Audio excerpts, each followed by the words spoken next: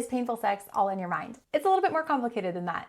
But first, I'm Jess. I am a trauma-informed pelvic floor occupational therapist, and I get to help women around the world be able to get past the struggle and the drama and the frustration of painful sex and vaginismus to be able to enjoy intimacy the way it was designed to be. It's part of my story. I struggled with painful sex the first 8 years of our marriage. It was so frustrating. We did pelvic floor therapy, dilators, couples counseling, sex therapy, individual counseling, specialists, creams, medications, you name it. I feel like we tried everything. And as a pelvic floor therapist myself, and as a therapist myself, I was kind of like, I'm doing all the things. Why is this not working? That was when we realized there's a missing piece. We used my background as a chronic pain specialist to recognize that there's a whole element of my body that was not being supported in this. And so when we switched gears, we were able to finally get past this after a long journey of struggling. And now I get to enjoy intimacy without any pain, struggle, drama, or even using dilators anymore. And that's my heart and my hope for you as well. So let's talk about vaginismus. Is it all in your head? It's a struggle. It's a struggle to figure out what the heck is vaginismus, because we do know that it's an involuntary muscle reaction. Involuntary meaning that it happens outside your control. Subconscious, unconscious, in that world of I don't know how to handle it and work with it kind of stuff. So it's involuntary, and it's a muscle reaction, which means we either get a burning, stinging, or pain kind of response, or we get a muscle tightening and contraction kind of response. So burning, stinging, or we get that kind of classic wall. The wall can be painful at times, for others it's not. Basically, things do not want to go in.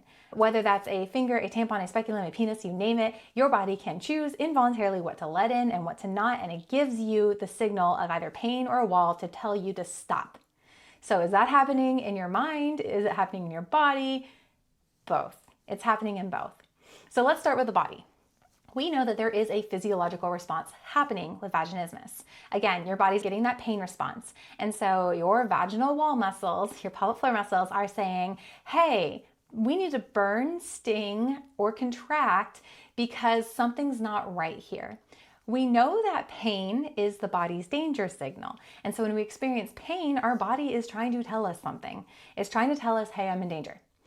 We don't know necessarily why your body thinks it's in danger. Again, it's all happening involuntarily under the surface. We just know that your body is telling you that it thinks that there's danger. And so it's happening in your body. You are experiencing that for real in your vaginal canal, and it's kind of sucky. But it's also happening in your mind, because in order for your vaginal wall muscles to give you a pain response or a contraction response, your brain has to tell it to do that. So your brain is sending signals to those muscles to say, hey, danger, do what you need to do to keep this thing out. And your pelvic floor follows suit and does exactly what the brain tells it to do. The problem is the brain is telling the pelvic floor to do this, and the pelvic floor is reinforcing that, yeah, it hurts, I shouldn't let it in, or yeah, it's a struggle, I don't want to let it in. And so the brain then, it's just back and forth, and it's a mess. And so the brain is creating this vaginismus response, the pelvic floor is kind of creating this vaginismus response, and they're both just kind of like yelling at each other in this involuntary world we have no control over. So great, what do we do about that? Well, this is where the power of the nervous system comes in. The nervous system is a very strategic piece that connects the two of them. It incorporates the brain, it incorporates the pelvic floor muscles, and in that space in between, and how we can help support them better. And so we want to say, hey brain, calm down, you're fine, at that voluntary and that involuntary level. And we want to say the same to the pelvic floor. Hey, pelvic floor, stop yelling. We're okay.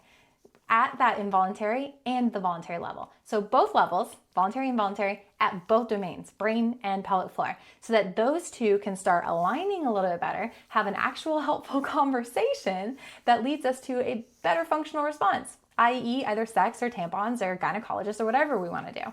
And so we need our brain and our body to talk better, communicate better, trust each other more, so that we can let things in a lot better. So is vaginismus all in your head? Yeah. Is it all in your body? Yeah. It's in both. And the nervous system is the tool that we're going to use to be able to work with both of those. Now that's what we specialize and that's what we do at Pain-Free Intimacy. We use the nervous system as a way to support the pelvic floor and the brain so that they work together better. We do the pelvic floor therapy work, but we do it from a lens of safety and security in the nervous system. And we also lean into intimacy to make intimacy beautiful and awesome and cherished and desirable so that the brain, the body, all of the space in between are working together better so that you can get the outcomes and the goals that you want and that you are so worthy of experiencing. Because sex was designed to be this beautiful thing for both both a man and a woman, and we want to do what we need to do to get you there because you are worthy of getting to experience that goodness. And so if this sounds like I have no idea what you're talking about, Jess, or I'm so in, let's chat. I love to get to do free consultations with anyone and everyone just to hear your journey, where you've been, where are you at, where do you hope to be? And we'll talk about what do we need to do to get there, and does working together even look like a good option for you? These calls are super special because I've been there.